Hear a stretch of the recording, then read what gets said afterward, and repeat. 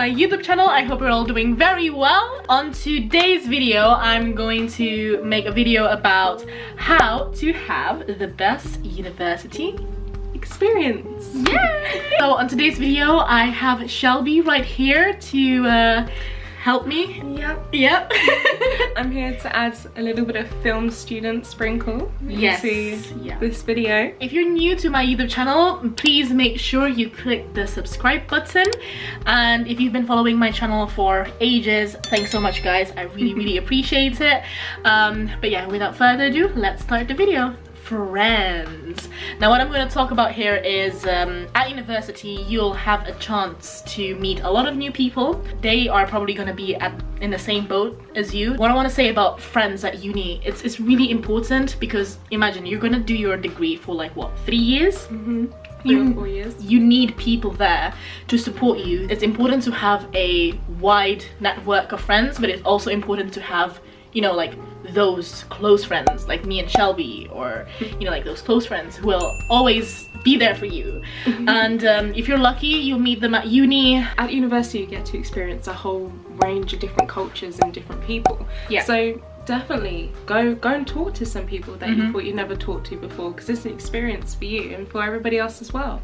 So you can experience everybody else's cultures, backgrounds, way of life, get to meet people from all over the country and all over the world. So yeah, it's great to meet different people. Yeah, and if you think about it, it'll be good for your future, because if you want to travel to those countries, I'm getting so many free boards. Of course you'll get friends on your course and everything, which is really good to have, especially if you're doing like group projects together. It's always nice to have friends that you know you can count on and know you can work with. Especially with film students, we do a lot of group projects together making films and stuff, so of course we need a team that we all know that we would do the work. Yeah. If you decide to live in halls at university, you can meet your flatmates. Normally you get assigned flatmates, so you can't choose your flatmates unless you put in a special like request or anything, but most of the times you will end up getting along with your flatmates anyway, because you're going to live with them, you're going to get to know them better.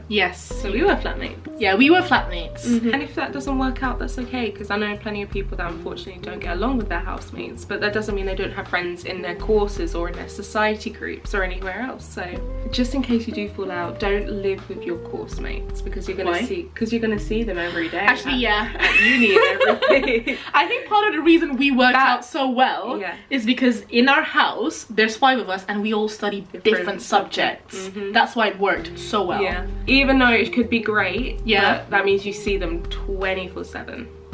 And sometimes that's really cool. Sometimes you need a little bit of a break. And that's okay. For example, I needed a break from you know, when we lived together, and the way I did it is I sleep from 9 AM till in the afternoon. She turned nocturnal to get away from me. Number 2 is societies and sports clubs. With any university there will be a lot of societies. Like honestly, at Royal Holloway we have around 150 sports clubs and societies that you could think of. Like we have Harry Potter Society, we have netball, ultimate frisbee, Pokemon, Humans vs Zombie, I love Humans vs Zombies, Travel Society, Skiing Society, Diving Society. So with these societies is you get to pursue your interests and meet people who have the same interests as you, but also it allows you to discover new hobbies. I've always loved Harry Potter, which is part of the reason I joined Harry Potter Society, but at the same time I've always wanted to learn salsa. I can't dance salsa, but I joined Salsa Society to learn it, and right now I'm just like living my life. I love doing salsa every Thursday and Friday, but yeah. And you also have societies that relate to your course as well, and that's always a good thing to join. I joined Rhubarb TV, which is basically the university's TV society, and I ended up leading it in 3rd year, and that ended up helping me get a mentorship and then led to a job. So just by running a society. So definitely employers love societies. Agreed. Always, if you end up on the committee anywhere, CV it. Many people actually ask me how many societies can you join. There isn't actually a rule, right, Shelby? No, there's no limit. You can join as many as you want, but you also have to remember that you have to balance everything. So I joined 2 for most of my years here. I started off in 1st year, I think with like I went to many, like lots of tasters, and I just narrowed it down to 2. I went to loads of tasters because they usually offer free food. I literally got like a whole week's worth of dinner just by going to Brew Society. Literally, I was like, let's just go there for the food. Yeah. But we also got to meet a whole load of range of people, which was cool. Yeah. But definitely... And also the food. Also the food. In first year, because there's a lot of free time, I think I joined like 3. But as the year progressed and my workload increased, plus I was the president of CSOC, which means more workload for that society. In my last year, I only joined 1 society. Yeah, my last year I only did 1 as well. I only joined Rhubarb because I was president, so... Yeah. It's like another tip from us. In your first year, join... Go for it. Yeah, go for it. Join as many as you can. And then in second year, be a committee. Yes, get on that committee board, do it. And employees love it. One of the ways to do that, I think, is to be active in your first year, right? Oh yeah, definitely. In those societies. Make a name for yourself in that society. And when voting comes around, people know who you are. Number 3 is studying.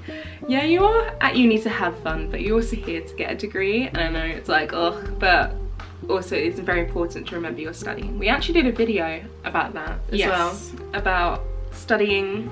In your course, you've got to choose the modules that you enjoy. I know it's really hard to go with your friends are going, but if you don't enjoy that module, you're not going to do very well in it. You've got to be like motivated in it. So my advice would be definitely just go for the modules that you think are good. Don't worry about what your friends are doing. Yeah, it's great to have classes with friends, but do what you enjoy.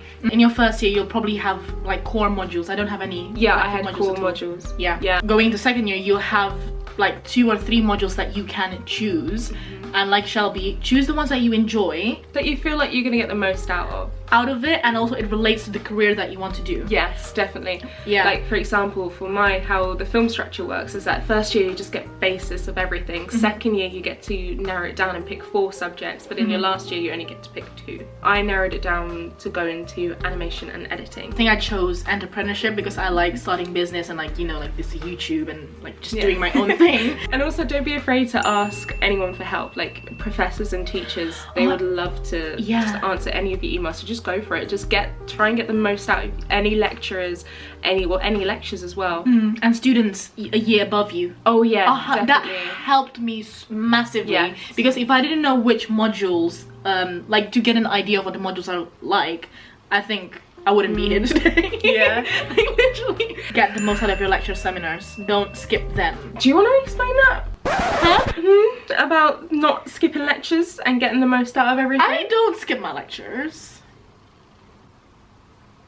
Well, I did skip quite a few in my final year, only because I feel like I passed in the end because yeah. Okay. Yeah, she leaves. I've only ever skipped 2 films and I watched it later, and then I had a week in second year where I was really ill and I skipped about a week of lectures, but I was really ill. I've been to every single one of my 9 AM Mondays. I don't like Mondays. Even after I pulled an all-nighter, I was there. Did I fall asleep? Maybe, but I was there. But yeah, at the end of the day, guys, don't skip your lectures. Find your study space. I personally like to study in my room or in Imagine, because for me it was like less What is quiet. Imagine? Imagine is the bubble tea cafe, and it's like, it's nice when it's smaller than the library. I couldn't concentrate in the library because there was just so many people around, but find where you feel the most comfortable in studying. Personally for me, it's the library, as per usual, silent study, and Library tour. Yeah, library tour. Right? Oh my god, we just promoted Figure out where is your favorite study space, guys, because that will make your university experience the best. Because like I'd say 30%, 40% of my time I spend it in the library or like studying in Imagine. Yeah, that just makes out the most out of your university time. I like to go to Imagine with like a group of friends on my course to do like planning together, and that's what makes it fun. Actually, it's not just about when you go to the library and to these places, it's not just studying, but it's to be able to, when you take breaks, meet up with your friends. Yeah, study with friends as well. Sometimes that's really helpful, especially course mates, because like, you know, everyone's in the same boat and you can ask each other questions.